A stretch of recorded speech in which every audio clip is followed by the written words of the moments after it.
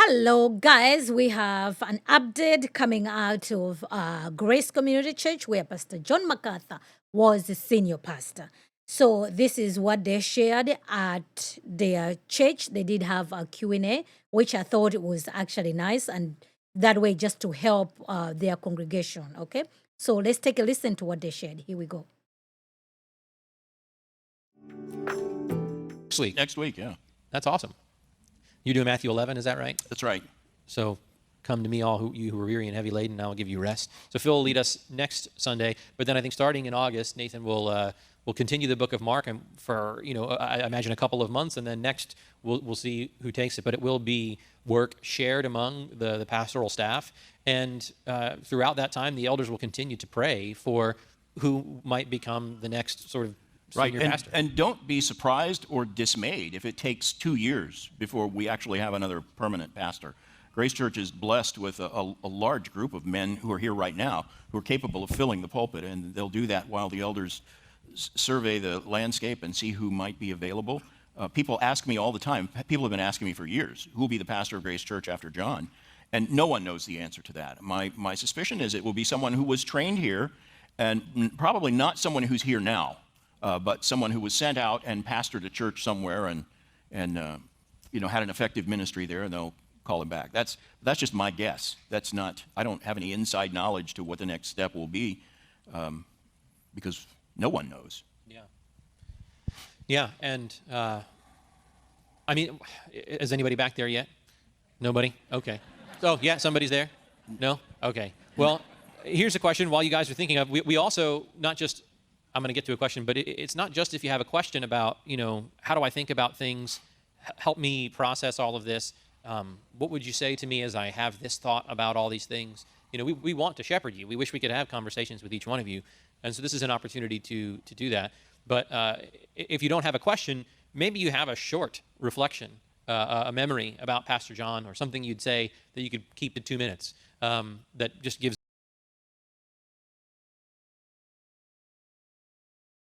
All right, so you can see, according to them, they don't know as to who is going to replace Pastor John MacArthur. Both of them, they don't know, and which is fine. I think it's big shoes to fill, but they do have about like 37 elders over there. So, Pastor MacArthur his health was declining. So they did, they have enough people there to fulfill his pulpit for sure. So the question is, who is it going to be? They have men there who are absolutely qualified to be the next pastor, but I guess they want it to happen organically as opposed just to crown somebody to be, quote unquote, the next MacArthur. I don't think that there's going to be the next MacArthur. The next person should just be out there preaching and teaching and just be faithful to the word of God, and they're going to be fine.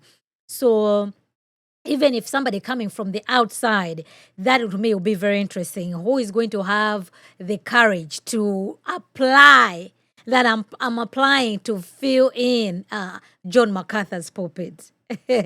I don't know. So, but to me, I'm thinking, whosoever they ended up choosing, my prayer is they're just going to pick up from where John MacArthur left and just carry on with the ministry.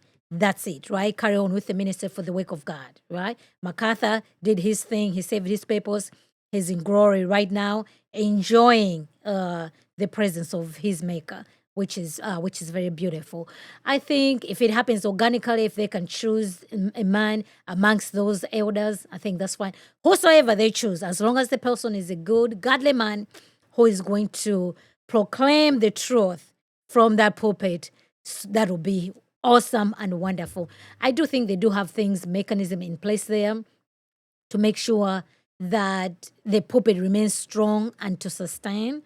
I think that will just be fine. It's fine for them that it will take this long and everything. So let's pray for them that they'll actually be unified. That's 37 men who are actually capable. We don't want an infighting, because the devil is also going to use this as an opportunity to sow discord.